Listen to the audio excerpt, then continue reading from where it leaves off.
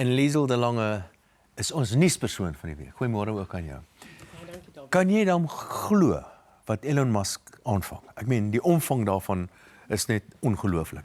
Hoe Elon Musk daardie geweldige groot maatskappy en 'n klomp ander genoteer is. Dis 'n Suid-Afrikaner. Dis 'n Suid-Afrikaner en ek moet vir jou sê, Dawie, dis die soort syfers wat Nee. vir my as 'n nie syferverwante persoon eintlik glad nie eers sin maak nie. Dis groot om te verstaan. Groot nommers. Maar gepraat van Suid-Afrikaners. Suid-Afrikaners hou nie van buitelanders nie. En die afgelope week het ons nou, wel, dis nou nie net die afgelope week nie, eintlik weke, wat ons sien hierdie werklike xenofobiese geweld wat in plekke in Suid-Afrika nie gebeur is. En daar's 'n hele klompie van die, veral Afrika mense wat al reeds gedeporteer is of op pad uit is uit Suid-Afrika uit.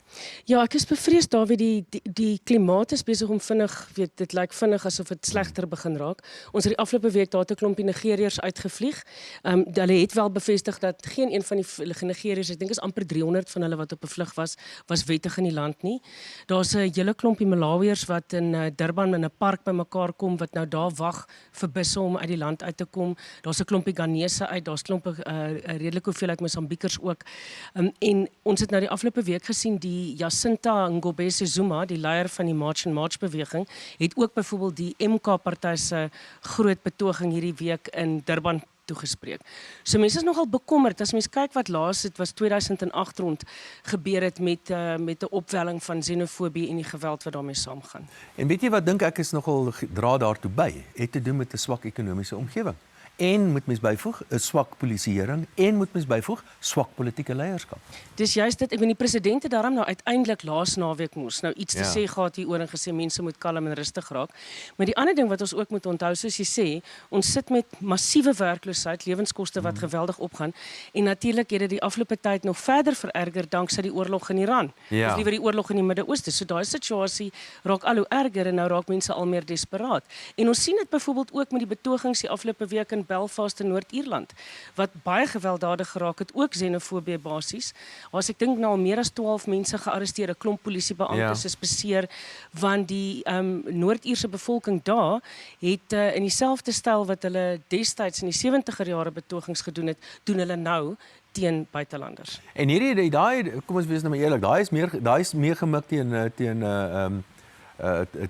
teen Islam of moslems hoofsaaklik. En daar was mos een of ander insident geweest, dis waar 'n moslim Daar was 'n insident, daar was 'n misdaadvoorval. Ek dink dit was 'n Somaliese man, ek is nie onseker, maar wat 'n Ier aangeval het op straat of daar was 'n mesaanval of een of ander soets. En dit is die vonk in die kruitvat geweest wat nou Belfast weer aan die gang gesit het. Ja, en iemand wat ook die afgelope week nogal baie aandag gekry het, is ons liewe wat noem hy homself? 'n Commander in charge. Commander-in-chief van die sogenaamde ekonomiese vryheidsvegters, Julius Malema. Ja, Julius was om verskeie redes in die week, die afgelope week in die nuus en geen daarvan sou goeie nuus vir hom gewees het nie. Hy het byvoorbeeld sy lastereis teen die adjunklêer van die PA, Kenny Kunene, uit die hof uitgegooi weens een of ander tegniese probleem met Julius se regspan. So nou moet hy Kunene se in plaas daarvan dat hy nou R1 miljoen lastergeld uit hom uitkry, moet hy nou Kunene se regskoste dra. Die ander kwessie is by die Madlanga kommissie rondom daai ondersoeke daar nou ook weer inligting uitgekom. Ons weet al lankal dat Julius Malema geld by Mazotti by die sigaretsmokkelaar Mazotti kry. En dit het nou uitgekom dat daar nog een van die mense in die onderwêreld van tabak, ene Mohammed Sayed, dat Malema ook by hom betrokke is. En dit het ook uitgekom, dit lyk my dat Malema en Feroz Khan van die polisiebeampte, die senior polisiebeampte van intelligensie, dat die twee saamgespan het. Khan het vir Malema inligting gegee oor wie hom aangekla het uit die WBS saak uit en in ruil daarvoor is die bewering nou dat Malema 'n klompie vrae geplant het in die parlement om die inspekteur-generaal van intelligensie tot 'n val te bring. Ek kan nog baie met jou gesels, want dit lyk my inderdaad sommige diere is bietjie meer gelyk as ander diere.